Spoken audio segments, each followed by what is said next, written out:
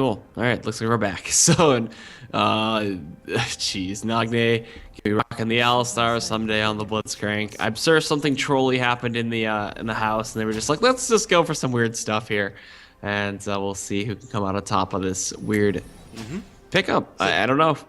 So I do want to welcome you to the finals, our first finals of the group stage between Ssumday, who got here after a victory over Lilac, and of course Nagne, who you might have just seen it take a 2-0 victory over Sonstar. Both KT players, Oh, they're trolling so hard. they Oh my both god. bought Trinket Wars. And they're gonna throw him down mid. It's not just Oh, a he got whoa! First rocket grab and an immediate headbutt back away. Okay, so the primary amount of my commentary this game is probably going to be spent laughing at the shenanigans these guys get up to. Oh, geez. It's good to see them have fun at least. So. Almost as much as the champions are laughing themselves. Definitely going to have a little bit of fun with this one. Oh, the juke at the last second. Nagne keeping Ssumday a little bit more honest. Ssumday, with 2 rocket grabs, has used up 2/3 of his mana. Not a whole lot of that picked up, and of course if you look at the builds as well, this is AD Blitzcrank, so he won't have a lot of mana coming back his way anyway. Nope. And he has the low base mana pool anyway since he's been nerfed to the ground with that. Nagne, I mean, he went Doran's Ring. He's gonna be able to just keep spamming headbutt if he really wants to, and I don't know what Ssumday's gonna be able to do here. His base AD isn't the best either, so getting last hits is a little tough, and he can get headbutted away just like that. Okay, well at this point, like we said, as far as the builds are concerned, or so far as champions are concerned, Alistar can have a little bit of an advantage, and the Doran's Ring too, I feel like that just makes that even worse when you have mana regen. Oh, okay, there's one grab, not quite into turret. You're not gonna be able to follow up. There's nothing you can do. What are you talking about follow-up? He's auto-attacked him twice, Egad. It's not okay. It's not detrimental damage. You can follow up a little bit, but it's not enough to really scare Nagne away. He doesn't care. Oh, the 1 CS advantage now tied up 4-4. Incredible CSing mechanics here, hard at work. Play good. Not quite that epic. Pretty sure that headbutt was on a minion actually. Get last hits, man. It's worth it. Yeah, you gotta make sure to keep your CS up there. That's what has won games so far in this tournament. Oh jeez, this is funny. I gotta say, I like players who are willing to do this. Like on the same team, why not? Just for some fun. And I can respect it. It's always nice to just be able to relax. It's not just a team kill; it's a K-team kill. Heh. They are, definitely okay. There's the first pulverize, no combo off of it. Because keep in mind, Nagne has to watch out if he gets pulled under turret. Ooh. Oh my gosh, he's gonna need to use that flash. So both players bringing flash ignite. So these look like summoner spell combinations like you see in a normal game. If Ssumday ever pushes up and there is no creeps underneath the tower for Nagne, he's gonna flash headbutt pulverize instantly. I just foresee that happening in the future, so that's something to keep an eye out for. My God, what has 1v1 tournaments rod? This is it's gonna be pretty amazing. Okay, so creep killed off there Ssumday with no grab attempt on Nagne. Powers up the power fist, but kind of holding it for that creep. And as far as CS is concerned, it's gonna be pretty even. No aggression between either one of them, just some headbutts every once in a while. He's maxing headbutt too, so I gotta respect the amount of damage that's gonna be able to bring in, as well as the lower cooldown is always pretty nice. But you can really just see this the sustained differential. Triumphant Roar giving Nagne so much extra HP, and even with those auto attacks, giving 3% lifesteal there. What's that? Ssumday, what are you doing, buddy? Hey. Yeah, okay, so rocket grab's not Ssumday's strong point. There's the ignite, flashing back, there's the headbutt, flashing it for the last auto attack. It's Nagne underneath the enemy turret, behind enemy lines. I can't imagine him just laughing in Ssumday's face right now. He's just like, walking up to him, he's like, what, son, you can't touch Oops. the AP Alistar. We're gonna see the triumphant replay here, flashing, there's the auto attack, Nagne with a game 1 win.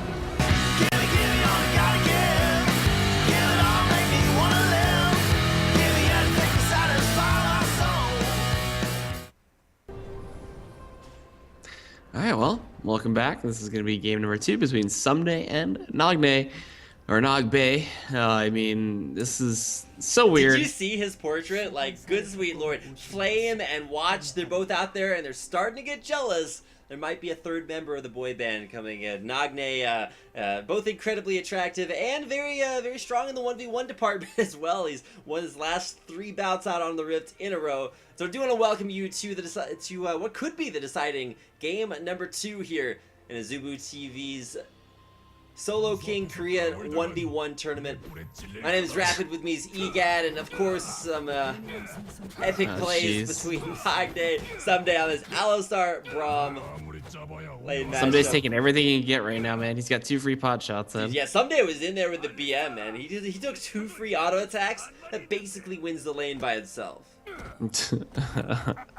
Alright, well, I sense the sarcasm in your dry, desperate laugh there, EGAD. You can't fool me.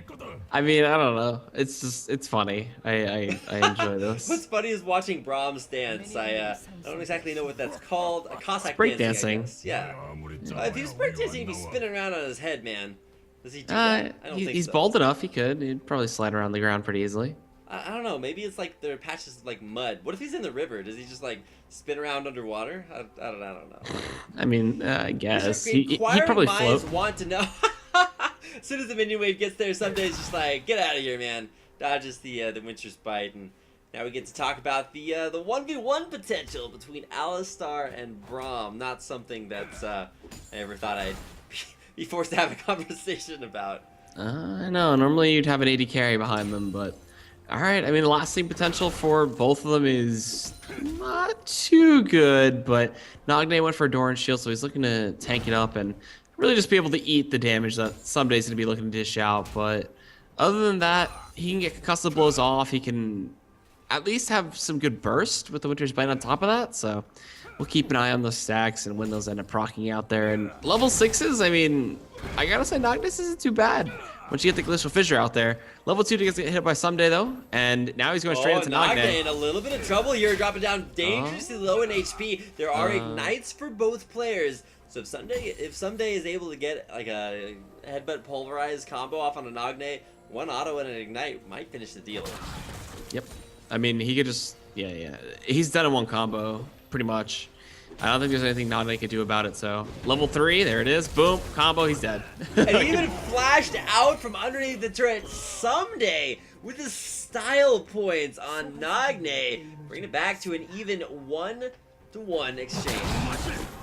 Yep, so quick little replay. As soon as he hit level 3, he leveled up Headbutt, I believe, and just absolutely destroyed Nagne. Pulverized, rather. It just went right underneath the turret. Headbutt, pulverized, auto attack.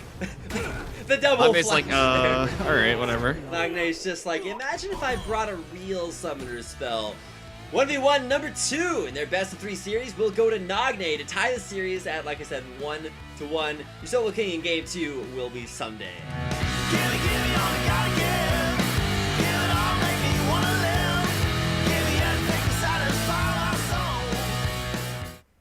It was a very short minute, EGAD, but yeah.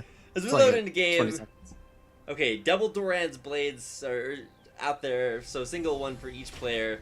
Crisis averted, we're not seeing any overtly AP Lee Sin players here, but I can't wait until they switch over and show us the other mastery setup so we can see that ability power at work.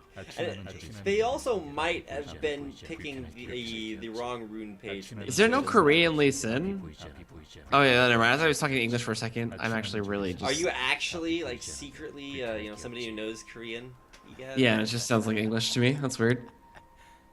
My gosh. Alright, so hopefully we'll be able to, switch between the players and see exactly what they brought for runes and masteries. I think one of them has ability power, but I'm not sure exactly whether or not those rune pages were fully accurate.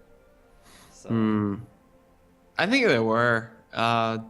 It just takes time for that, per level AP to come into effect, but alright. Double Dorans, blades, no rings, no shields. No TPs either, that's the big thing, so could see that level 3 all in. Whoever gets level 2 first, go in with a Tempest, go in with a Sonic Wave, and try to guarantee that first blood. Considering that both of them really don't have armor or anything like that, no one's afraid. Just straight balls to the wall action. Straight balls to the wall action, huh? Well, that's what we can expect coming out as soon as these minions get into lane.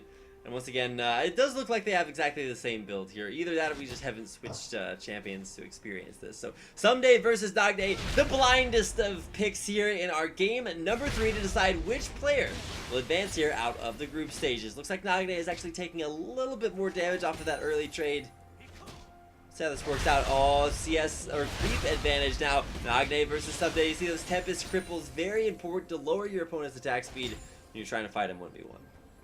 Yeah, nothing you can do there, but taking Tempest Cripple level 1 is very strong, you know, makes the trading easier. You can actually harass from a range. You see both of them going for it, and they're going to stay relatively even. Though, has been picked up there for Ssumday. He'll immediately skill Safeguard. Looking for that Iron Will, going to get the sustain off of the magic damage being dealt by Tempest Cripple. Make him a little bit healthier. Nagne, though, as long as he stays underneath his turret, he should be fine. There's no way that Ssumday would be as crazy to just dive that tier 1 unless like Nagne was in kill range. Nagne went for a Sonic Wave level 2, so he'll have overall more aggressive options, but Ssumday will get a sustained advantage off of having that Iron Will sooner. But going for the engage there, Nagne, like I said, very strong offensively, but will not be able to sustain quite as much as Ssumday will with that Iron Will. Yeah, no way. There's no way. Oh, wait. What is this positioning from Nagne right now? Okay, never mind. Safeguards away.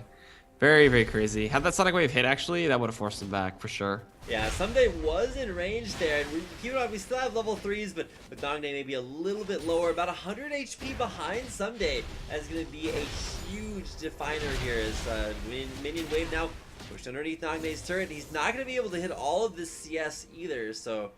I mean, he gets Ivan right now. If Sonic Wave hits, that's a dead Lee Sin.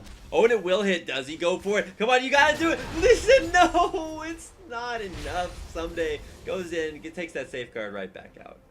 Yeah. I mean, if he would have fully committed for it, Nagne could have flashed and tried to bait him underneath the turret just a little bit further.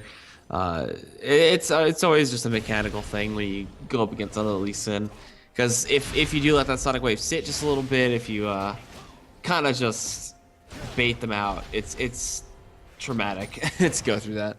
It's not about do you go for the engage, it's when do you go for the engage. And Ssumday not overextending underneath that turret, just poking things out with that Tempest Cripple. Nagne in a little bit of trouble here. Both solo laners have burned their only health potions to date, but it is Ssumday with a very strong advantage. Up 3 CS as well, and every single CS counts in this one matchup. You get 10 ahead of your opponent after 100 CS, you just kind of win. Nah, that should be dead, honestly. Like, Somebody could flash Tempest and ignite, and then just pray that he forces Nagne to flash predictably and just get that Sonic Wave and he's dead. But too many mind games. And I think Ssumday's just in a really good position right now to not really care about that. Once he's level 6 too, like a Swift Dragon Rage into Ignite as well. Oh, and there's the 1v1 under turret Ssumday. There it is. I was trying to build up for the inevitable kill, but Ssumday kind of took it out of nowhere. One Sonic Wave. We're going to read a replay here. So in case you guys missed the blinding split-second reaction time there, goes up to the minion wave. And Nagne, he has his own minions there to block versus the Sonic Wave, but he walks too far forward into range there, and Ssumday flashing out for style point. It'll be KT Ssumday with a 2-1 victory. The solo king in this bracket will be Ssumday, and he'll advance out with a 2-1 win over Nagne.